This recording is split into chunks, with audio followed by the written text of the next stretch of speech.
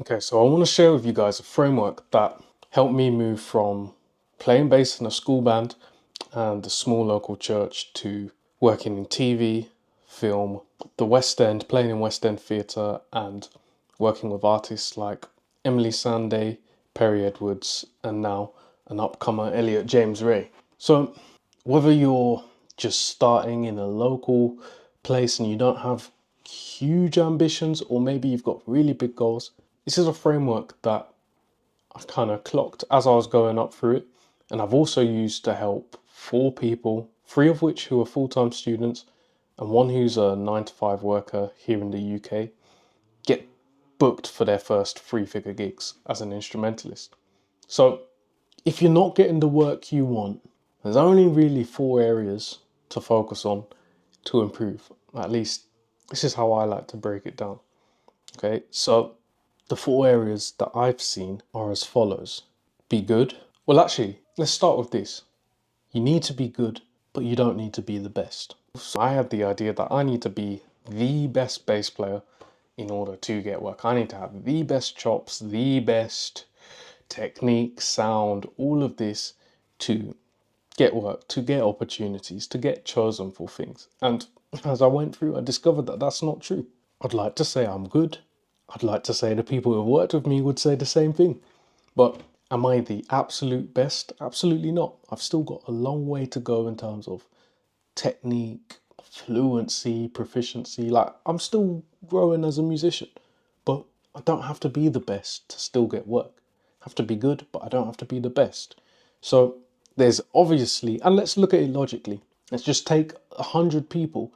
If 100 people are trying to be the best, only one person can fit that bill. So playing the game of being the best is the measure of success, and the measure that gets you work is one, it's not entirely accurate because there's a lot of people that have work and they can't all be the best.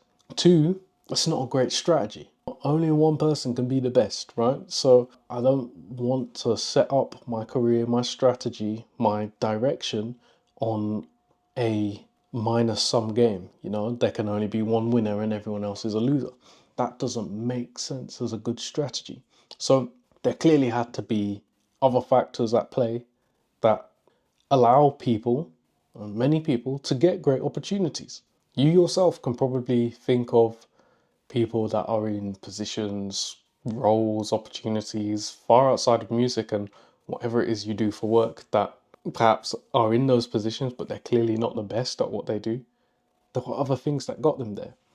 So I've kind of broke this down into four areas, whether it's been things I've been taught through various different mentors and teachers and patterns I've seen from going about my journey and kind of seeing things through my friends and colleagues as well, and mentors. So the four areas. One is being good. Two, you got to be seen, because it don't matter how good you are, if you're not being seen, no one's going to hire you if no one knows you exist. Three, there's being recommended. And four, there's being called back. So I've kind of made myself some notes, and you've got like a visible triad here. Not triad, it's a 4-step circular thing. They all feed into each other and they all strengthen each other. You can get work with being pretty strong in 3 out of the 4. Think of it like a table. If all of those are table legs, 2 of those are going to make for a really wobbly table. 3, you've got a bit more stability, but it can still fall down. And then when you got 4, all 4, things line up a bit better. So, 1, being good essentially boils down to skill. Now, I like to think of some questions I can ask on how I line up these steps, even for myself now, kind of assessing the direction to go. And that's firstly, what are you good at? What skill sets do you have? What are those things, those techniques, that stuff that you're good at? You kind of need to know essentially what it is you're good at, but also what you want to get hired for. So we have to actually make sure we're good at the right things, which we'll come on to.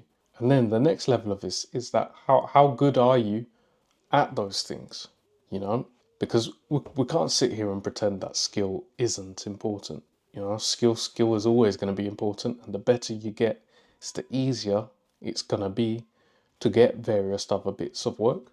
The less proving yourself and less networking and being really good makes everything else easier. Let's say it that way. It makes everything else easier. So it makes sense that we're continually working on that skill aspect of things, but also making sure we're working on the right skill sets, especially if we're looking at this as a business or a way to get more opportunities and work for ourselves. We have to sometimes sit down and go, I might be really good at this one thing, this one particular skill, this one particular instrument, technique, but are those skills in demand? Are people looking for those skills? I could be the best lute player, not flute, but lute, old school medieval instrument in the world, but I'm probably not going to get many gigs and bookings through doing that. I'm sure somewhere there's a really niche market where someone is absolutely killing it playing instruments like that, but that's a really, really niche market, and it's going to make these other things a lot more difficult. So it would make sense to make sure that the skills we're learning and developing, if we're wanting to make this a business or get more opportunities, are skills that are in demand. So maybe the next step for you, and one of the things that I'm asking myself now are, what are the skills now that I need to develop that are in demand, that I can increase my likelihood of getting booked and the potential income that I can earn. One thing I'm kicking myself with right now is like DJs and saxophones. Right now in that entertainment live event space, DJs and saxophonists, they've certainly here in the UK anyway, they've really got a corner of the market for a lot of events, and that's really in demand. So if you're a saxophonist or DJ right now in 2025, it's a great place to be. Moving on to number 2, which is being seen, or we can call it visibility. How visible are you? And it's a pretty self-explanatory question, but what is your actual strategy for being visible? Is there a strategy, or is it just a thing that's been left to the background for someone else to worry about? Do you have a strategy for being visible, both online, and in person? Because as much as online is great, and it would be silly not to use it right now, but the in-person connection cannot be fully replaced, and so many opportunities are sparked through an in-person connection. And you'll actually find, let me talk for me. I found a lot of my work, and the best work I've got, has come off the back of in-person connections and people. And we'll kind of get onto point number 3. But yeah, don't neglect the in-person. I think both are powerful. You'll get more reach online, and it would be silly not to use it, but to just do online and not think about developing the in-person might be an oversight. So that's the first 2, and they play hand in hand. The better your skill level, the easier it is to be noticeable and visible when you make content doing what you do. And like if you're at in-person events, whether that's you playing live, whether that's you demonstrating your work and your skill set, that visibility, your skill level increases how noticeable you are. So, and noticeable for the right reasons. So they work together. Moving to number 3, the network. Yeah, this is being recommended, but the network. And alluding to what I was saying earlier, I've discovered for myself, it is so much easier. I'd go as far to say 10 times easier to get work through being recommended than trying to go out and get it yourself. I'd probably say that 95% of my work and opportunities these days are all through someone else needing the skill sets that I do, and someone that I've worked with in the past has put me forward for that piece of opportunity. And off the back of that, more times than not, I won't even have to do an audition to get it. It will be straight to being asked if I'm available for the job or opportunity, and that's off the back of the recommendations and the relationships that I've built with those people, So the question to ask yourself is, who knows you? Because it's often said, it's not about what you know, it's who you know, which is also true. But you can know a load of people and they have no idea who you are or not rate you, basically. And if they don't rate you You can have the biggest network in the world, but if that's not a strong network and connections that actually people respect your skill level, you're probably not going to get too much from that. And it's at those points that networking feels pointless. It feels like a waste of time. So another question to ask would she be a safe recommendation? I think that's sometimes a challenging question to answer because it throws things out there based on how you've performed in the past and with other people, would that be perceived as a safe recommendation for future work? Or would your work be capped at a certain level? Would you only be recommended for a particular caliber of work, but once it steps up, that actually you're not recommended anymore because you wouldn't be a safe recommendation in your network? So we have to also think about then how are we growing our network? And this can include like online and in-person strategies, getting out to more events. Where can you meet people? I recently, just yesterday, met someone who I'd become acquainted with through Instagram at the gym. I've been home working out at home for the last month or two. I decided to get back to the local gym, and literally that day, my first set, I see someone opposite who works in the events industry, and now we're talking about future projects for getting some bookings in with other local venues and weddings and corporate stuff. All through just going to the gym and being visible. But that was only also possible because I had done some of the online profile building, whatever that means. I've been posting online. He was aware of who I was. We've had a conversation in the past, and that's what allowed that conversation to happen now. If I hadn't have posted any of that stuff before, that wouldn't have happened, and it would have just been another stranger opposite me. So you just never know how many opportunities are literally walking past you every day. I believe that the Creator put on this earth an abundance. Nature's design is abundance, and there's an abundance of opportunity. We just have to be open to it and willing to accept that. So, moving on to number 4, being called back. And another way you can view this is proof, right?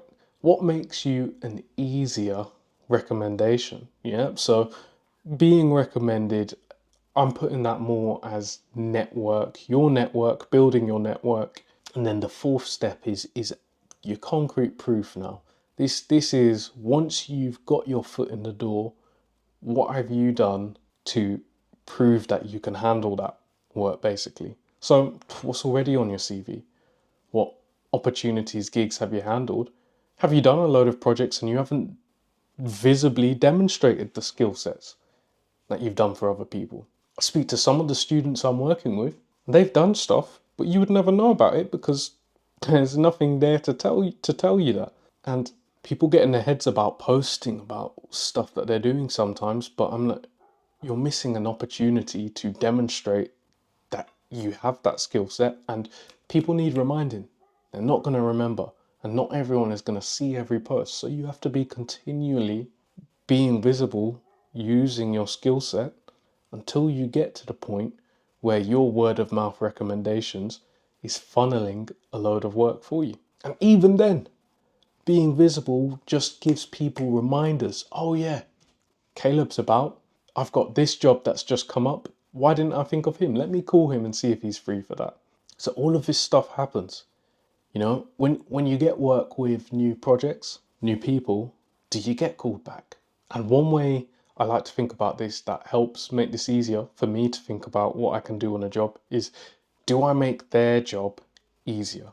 Especially the person who's called you or was your first point of contact for getting on the gig. Because their reputation is at stake on that first job that you do. So, do you make their life and their job easier by recommending you? Do they look good by introducing you to the company and stuff that's happened?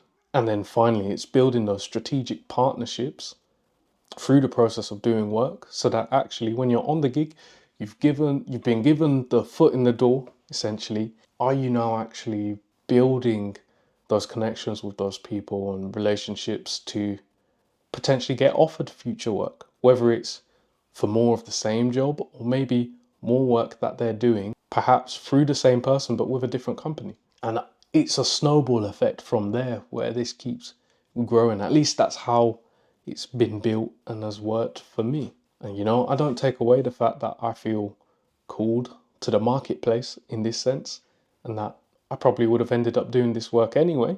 But there are definite things we can do that can help push this forward and give us a better strategy. Because normally we're probably falling short or under leveraged in one or more of these four areas, and maybe we're particularly strong in others. Maybe you're really good, but actually you're just not visible, or your networking sucks. Or maybe actually you're visible and you're good, but you've been a pain to work with, so that being called back thing doesn't really happen. That's okay, it's going to happen sometimes, but it's all these different things to consider. So work with that. Let me know what you think about this. Hopefully it helps. By the way, this stuff here, this is for like me, this is for the people I work with. I'm going to share this with my students, but also it's for like my kids, my grandkids in the future, so that they can see Pops was running on stuff from earlier, and I can pass this stuff on at a later point when maybe I can't vocalize it in the same way anymore. So go ahead with that. See how you get on. Let me know your thoughts in the comments and we'll take it from there.